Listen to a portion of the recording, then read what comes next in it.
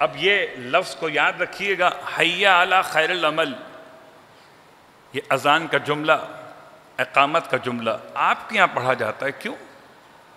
جب پوچھا گیا تاریخ دان سے تو مورخ نے کیا لکھا کہ یہ جملہ استعمال ہوتا تھا پیغمبر کے زمانے میں جہاد کی تیاری کے لیے۔ کس لیے؟ جہاد کی تیاری کے لیے۔ تو بار بار خیر عمل خیر عمل خیر عمل، آؤ جہاد خیر عمل ہے، آؤ جہاد خیر عمل ہے، تو کہنے لگے کہ بار بار یہ کہیں گے اذان و اقامت میں تو لوگ جہاد کی اہمیت کو بھول جائیں گے، تو اس کو رکھو خالی جہاد کے لیے، اذان سے نکال دو، اقامت سے نکال دو۔ اللہ اکبر۔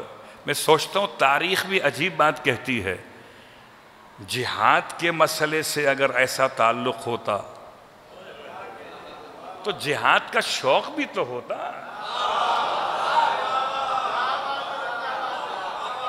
شوق جہاد ہو تو کوئی بات کی جائے، یہاں تو خوف جہاد ہے، شوق جہاد نہیں ہے۔ شاید اذان و اقامت میں سن کے یہ لگتا ہو کہ پھر بلا لیا، صلوات پڑھے محمد والے۔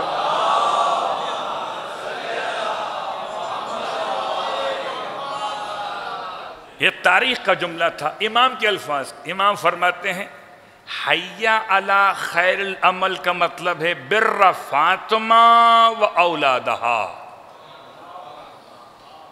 اب اذان و اقامت سمجھ کے پڑھیے گا۔ حی علی الصلاۃ، آؤ نماز کی طرف، حی علی الفلاح، آؤ فلاح کی طرف۔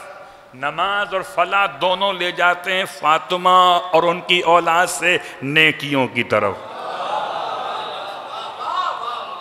حی علی خیر العمل، آؤ فاطمہ اور ان کی ذریت سے نیکی کرو، حی علی خیر العمل۔ اب پتہ چلا کہ نکالا کیوں گیا ہے۔ تو ابھی تو ایام فاطمیہ کھٹک رہے ہیں، اگر ان کو یہ سمجھ میں آ گیا تو اب اذان بھی فاطمی دکھائی دے گی۔ حی علی خیر العمل۔ اب آئیے یہاں تک بات کو لاتے ہوئے کہ سورہ انا انزلنا میں لفظ خیر کا استعمال، سورہ انا انزلنا کا استعمال آپ حالت نماز میں کیجئے تو پیغمبر کی نماز کا طریقہ 2 رکعت کا بالکل نماز جعفر طیار کی مانند 2 رکعت نماز، اس میں صرف سورہ انا انزلنا الحمد کے بعد، اور نماز سیدہ فاطمہ الزہرا صلوات اللہ علیہا۔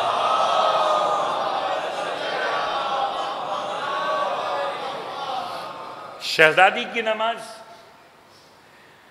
2 رکعت نماز، اس 2 رکعت نماز میں اور رکعت اول میں الحمد کے بعد 100 مرتبہ سورہ انا انزلنا، اور رکعت دوم میں الحمد کے بعد 100 مرتبہ سورہ اخلاص،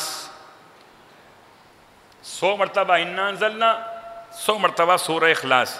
میں یہ سمجھا کہ رکعت اول میں سورہ انا انزلنا ہے، توسل فاطمہ زہرا ہے، رکعت دوم میں سورہ اخلاص سے توسل علی ابن ابی طالب ہے۔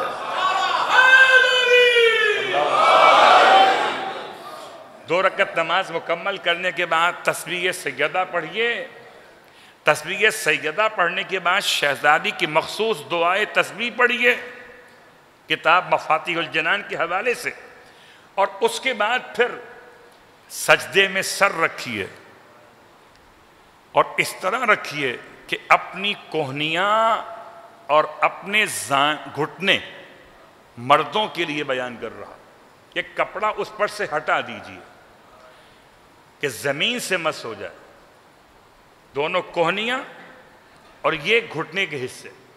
خواتین حجاب کے ساتھ پڑھیں، مردوں کے لیے پڑھ رہا کہ اس طرح سے اپنے لباس کو پیچھے کر لیں، گویا زمین سے مس ہو جائے۔ جب زمین سے مس ہوگا، سر سجدے میں ہوگا، نام نماز فاطمہ ہوگا،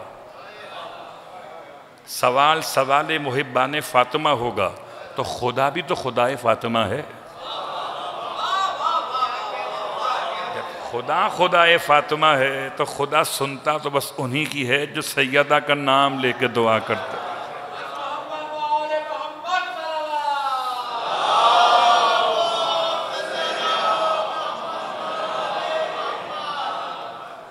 پڑھنا تو آپ جانتے ہیں سورہ انا انزلنا کے لیے، صرف 2-3 جملے آپ کی خدمت میں اور پھر سورہ کو مکمل کرتے ہوئے شہزادی کی عظمتوں سے کچھ باتیں آپ کی خدمت میں اور بیان کرنا چاہوں کہ شہزادی کونین کی شخصیت کو پہچاننے کے لیے سورہ انا انزلنا کو عنوان کیوں رکھا گیا؟ ارشاد فرماتے ہیں نا مولا کہ من عرفہا، کہ جس نے سیدہ کو پہچان لیا، فقد ادرکا لیلۃ القدر، اس نے شب قدر کو درک کر لیا۔ تو جتنا جتنا سیدہ کو پہچانا اتنا اتنا شب قدر کو درک کیا۔